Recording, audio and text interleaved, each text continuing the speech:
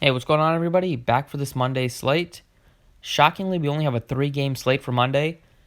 Very surprising considering that Mondays are usually big slates. And not only is it a 3-game slate, but it's also starting very late, 9:40 start time, Eastern time. So it's going to be a late night if you watch the games and you live on the East Coast. But we got to make do with what we got. So let's get right into it. Before we get started, if you could drop a like and subscribe, I would appreciate that. Starting off at pitcher, I like Aaron Nola the best. We have a couple of aces going today with Aaron Nola, Robbie Ray, and Walker Buehler. Out of those three, you can make a consideration for Robbie Ray or Walker Buehler in GPPs if you're just playing one of them. But Aaron Nola is definitely the cash play today at 9,600. The Padres only have like 3.6 total. The Padres have been striking out a ton this season, especially against right-handed pitching. Ton of strikeouts in the lineup with guys like Machado, Franmil Reyes, Will Myers, Ty France. Lots of strikeouts in the lineup, and Aaron Nola is starting to pitch like 2018 version the last month. Started off the season very shaky, but lately he's been extremely good, has had some big games against the Cardinals and the Rockies, and he gets a huge ballpark upgrade as well going into Petco compared to Citizens Bank Park, which, as we know, is one of the best hitter-friendly parks in MLB. I like Nola a ton here at 9,600. And that second pitcher, I kind of considering two guys, Walker Buehler or Eric Lauer. Right now, I like Eric Lauer a little more just because he offers a little more flexibility with the hitters. And Lauer's been really good this season. If you take out the start in Colorado, where he gave up 8 earned runs, besides that start, he's been extremely good. Besides that start, he hasn't given up more than 2 earned runs since April 20th. And lately, he's pitching deep into games. He's pitched at least 100 pitches in 2 out of his last 3 starts. He's only given up 3 total earned runs in his last 3 starts. And they're against some tough offenses like the Yankees, Diamondbacks, and the Pirates can swing the bats a little bit. So it looks like he's starting to figure things out. At only 7,300, I like the price tag on him. And I like the fact that he's pitching at home. And the Phillies also have a pretty low total. It's only like 4 runs as of now. And the Phillies have a little more power against right-handed pitching since their best hitter is Rhys Hoskins. And Rhys Hoskins is a reverse splits, and Harper gets a lefty-on-lefty matchup, which is not ideal. So kind of like going with Lauer here. And for his career, his numbers are very similar against both righties and lefties, so it's not like he's getting crushed against righties. So I like going with those two guys. Starting off at first base, I like Edwin Encarnacion at 4,400. So he's a pretty streaky hitter, but he's been a little hot as of late. A couple of multi-hit games in his last 4 games. And Corbin Martin has struggled against righties this season compared to lefties, so he's been reverse splits. It's a really small sample size, so this might change by the end of the year. But he's faced 37 righties and 39 lefties. He's given up 5 home runs against the righties that he's faced at 333 average, 818 slugging percentage, which are terrible numbers.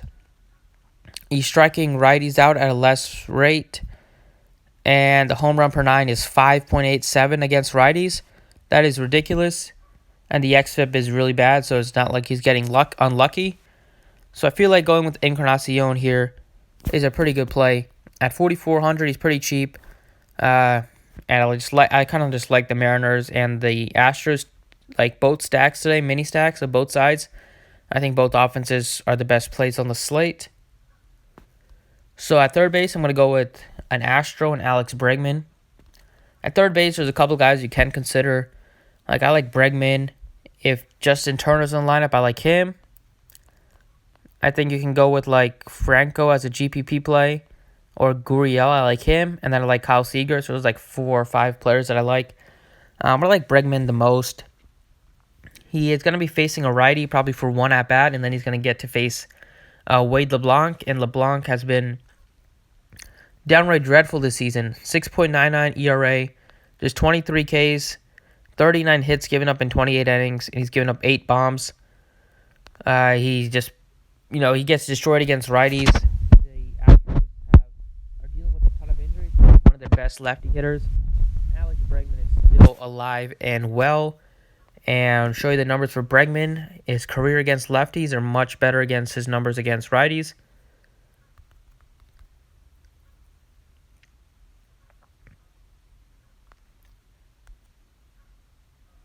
So this season, it's a pretty small sample size. His numbers are not as good against they were, but the last couple seasons, his numbers have been much better against lefties. So I won't be shocked at the end of the season when his numbers against lefties are back to his 2018 and 2017 version. 2018 he hit 315 against lefties, just 274 against righties, and 2017 he hit 331 against lefties, just 268 against righties, and career-wise he has like a 302 average against lefties, just 271 against righties. Really good play for Alex Bregman at 4,900. In the outfield, I'm going to give you guys a couple of speedsters that I like that are going to be leading off. Mlb Smith at 4,100. I like him a ton. Corbin Martin. He's facing off against Corbin Martin, so it is a good platoon advantage for him, righty-lefty. Mlb Smith has been leading off the last couple games, and he offers a ton of stolen base upside. He's hitting just 193 on the season, but he still has 14 stolen bases. Imagine if he was hitting like he was when he was with Tampa Bay last year. He probably would have like 20, 25 plus stolen bases. But he offers a ton of stolen base upside. And as we saw when he had that 4-steal game, stolen base I think often gets overlooked. Stolen base upside often gets overlooked on DraftKings. But they are the same amount of points as a double. And when you get a guy leading off that can easily get multiple stolen bases, and he's been hitting the ball a little better since he got called up. And so I like him a little bit here. At 4,100, he's cheap and offers a ton of upside. And last but not least, I like the Astros leadoff hitter. With them dealing with a lot of injuries, I like Straw here at 3,500. Dirt cheap. Should be like a lock in cash games at least. But this guy has insane speed. He had 3 stolen bases yesterday. 3 hits, 3 stolen bases, and a walk. That gave him 32 DraftKings points.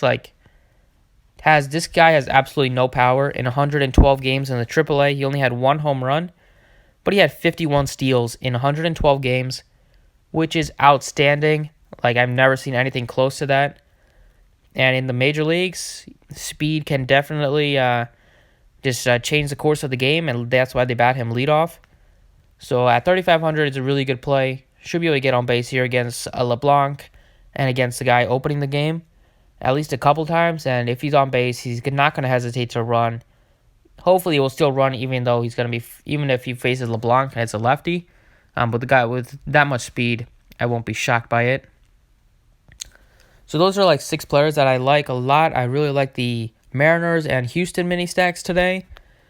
But if you're looking for some other plays, I didn't really touch on any Dodgers that I liked. And the Dodgers are once again facing another lefty. I feel like they faced lefties almost every day the last week. But with them facing a lefty, there's 3 guys I really highlight. That's Kike Hernandez, 3,900. Has a ton of upside. His batting average isn't super high, but against lefties, his numbers are really, really good. For his career, he's a great play. Chris Taylor at 3,400 against lefties. He bats in the top 5. He offers a little bit of upside, and he has some speed as well with 4 stolen bases. So like him, he's dirt cheap at 3,400.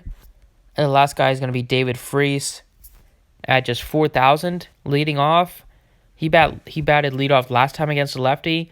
Right now he's projected to bat leadoff again. So that's a great value if you don't want to play Encarnacion.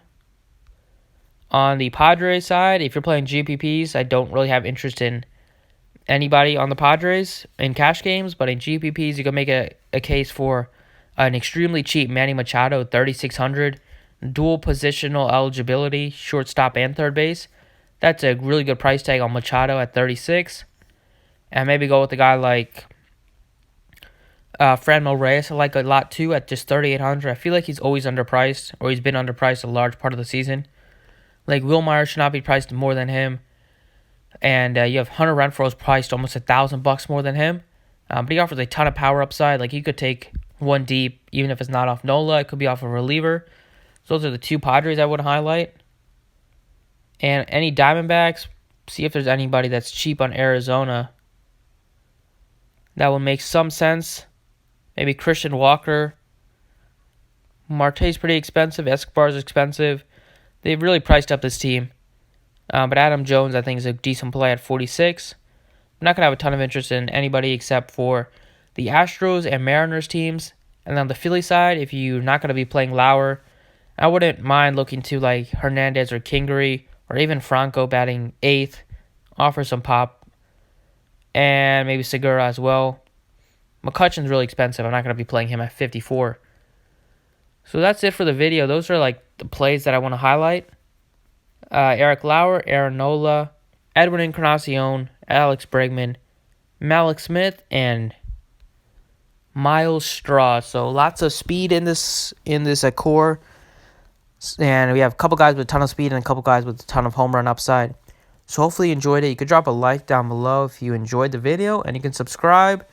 And you can also follow me on Twitter if you want, at the Divas Process. And you can hit the website if you want to get on board for NFL. That's coming up very soon.